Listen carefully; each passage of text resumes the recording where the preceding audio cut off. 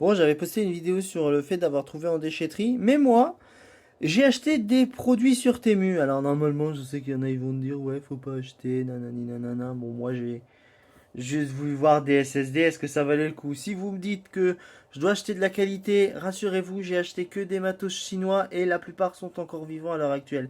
Mais là n'est pas le sujet, en fait, je voulais vous faire voir un petit peu comment c'était présenté à l'intérieur et ce que je vais vous expliquer ce que selon moi, comment ça fonctionne à vrai dire.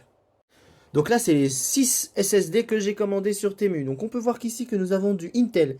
Ici, nous avons une seule, sur les 6 qu'il y a, une seule à avoir une mémoire cache à côté. Enfin, une mémoire cache, je dis mémoire cache, c'est une micro-mémoire RAM avec ce microcontrôleur là et pas mal de puces no-name.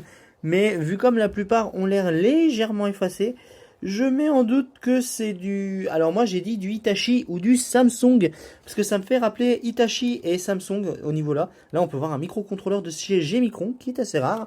Ici nous avons du Realtek, et là pareil, bon il y a juste un petit truc, c'est que là, voilà, bon c'est pas problématique, hein. Si on regarde sur la carte, c'est pas trop problématique, parce que comme vous voyez, il n'y a aucune bricole qui conduit juste ici.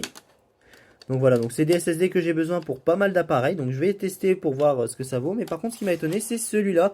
Parce que par rapport aux autres, on n'a pas de marque, hein. Je sais même que sur un, on voit que ça a été légèrement effacé. En plus, je viens de le trouver si on l'applique à la lumière.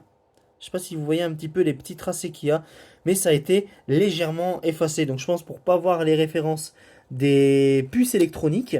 Après, donc je pense que ça vient des mêmes usines qui fabriquent, on va dire, les SSD grand public. Et ça, c'est tout simplement pour écouler les stocks qu'ils ont en trop.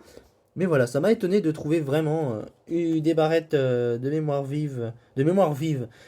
SSD de chez Intel. Voilà, donc maintenant.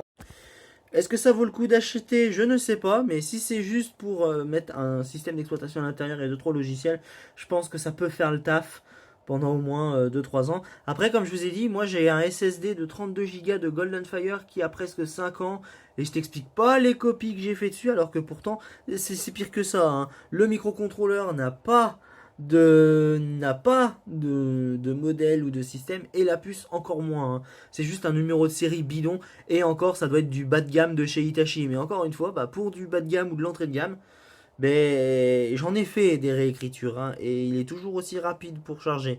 Mais bon, après, peut-être que le fait que voilà, j'utilise que pour démarrer des anciennes machines, bah, ça joue peut-être dessus. Donc, enfin bref, voilà. Donc, moi, j'ai voulu essayer ça pour pas mal d'appareils. Je vais essayer sur les prochains appareils dans les prochains jours. Et donc, voilà. Donc, je vous le partagerai de toute façon sur TikTok. Allez, bonne soirée.